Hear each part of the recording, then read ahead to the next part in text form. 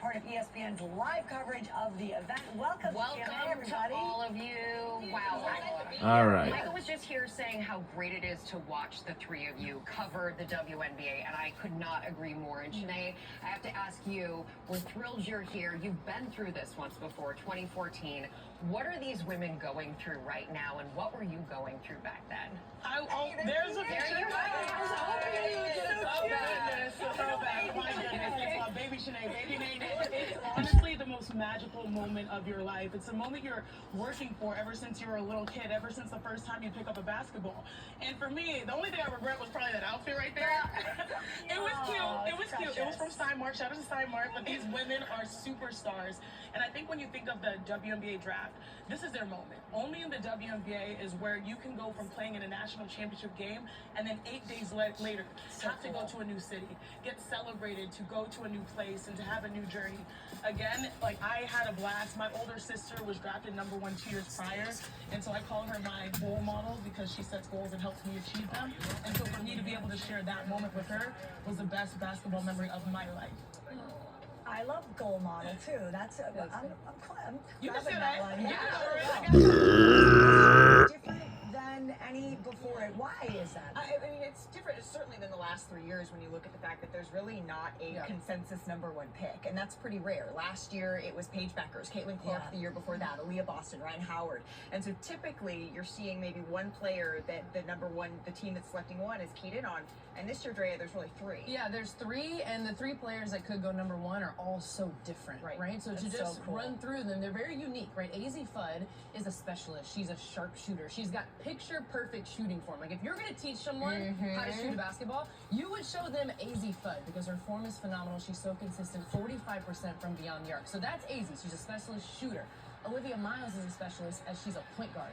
She's an excellent passer. While AZ Fudd has perfect form, Olivia Miles can pass the ball from any angle. She's creative, right behind her back. She does. Her favorite player is Kelsey Gray, right? Who's in the W. Who's an amazing passer. So you've got a shooter in AZ Fudd. You've got a point guard in Olivia Miles. And then Awa Fontiam, she's 19 years old. She's 6'4". If she's a specialist in anything, it's versatility. She can run, she can move, she's athletic, she can score on the inside, she can score on the outside. She's got these long strides to the basket. She probably has the highest ceiling. So we're looking at all three very different players. Not sure who's going to go. But she's so young and starting out all of this.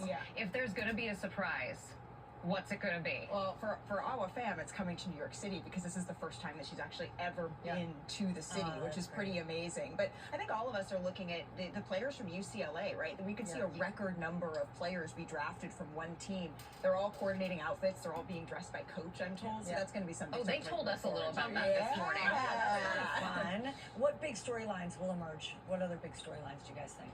I mean, there are so many. We talked about the UCLA. We talked about the #1 draft pick. We also have expansion teams that are going to be making picks in this draft. We saw how well the Golden State Valkyries did last season. They really did. You've got expansion teams that are going to try and repeat that level of success. What are you looking at? Well, I'm really excited for Flau'jae Johnson out of LSU because when we talk about household names, Caitlin Clark, Angel Reese, they've come into the W and become phenomenons. For Flau'jae, she's got sauce to her game. She leads the league when it comes to D1 and transition points per game. She's excellent when getting downhill. I've been told by many GMs that they see her instantly fitting in when it comes to the wing position. But more importantly, I've always told people I see her winning a Grammy as well. She has rapping chops, and most importantly, she keeps the main thing. She understands that basketball is her passion, but she's a woman of so many different talents. And she came out with a new song this week that she actually performed at the top of the Empire State Building. So who has a WNBA draft all in the same week that you're also releasing a song and performing at one of the most iconic buildings in New York City? A true New York City moment. Flau'jae Johnson has a different set of 24 hours than the rest of us. I don't know how she does everything that she does. It's unbelievable. That is amazing. March Madness was a huge thing for so many of these women. Who really pulled ahead in the draft because of it? I want to go back, and maybe it's the recency bias, but I want to go back to the ladies of UCLA because it's very rare that you really storm onto the scene and 1, 2, 3, 4, 5, potentially 6 players can get drafted. It's so rare. Wow.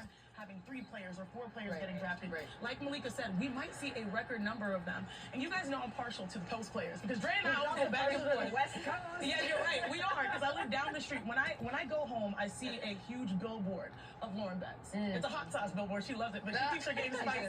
Gabrielle Jaquez has had amazing national championship run. Kiki Rice is just phenomenal. She's having a career year.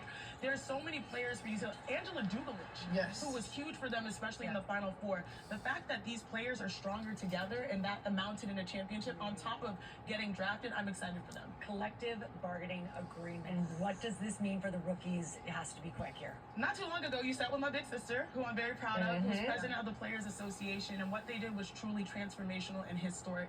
And I do think on the day that we're celebrating people getting drafted, it's a perfect example of the power of the new CBA.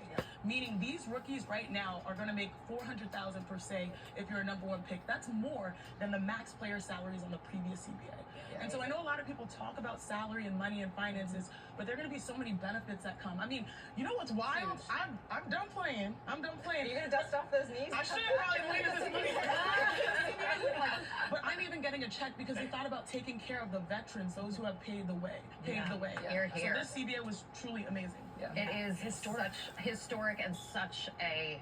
It's the right time and the right place for it, and we are so excited to see all of you covering Big all of night. it. Big night, Malika, Trinae, Andrea. Thank you so much. It's great to see all of you, and you can tune in to the WNBA draft tonight, starting at 7 p.m. Eastern on ESPN. Let's go to Ginger. Thanks, Rebecca. I love all the energy over on the couch. But this morning, I've got some good news for you. You have the chance to win the trip of a lifetime. Our friends at National Geographic are launching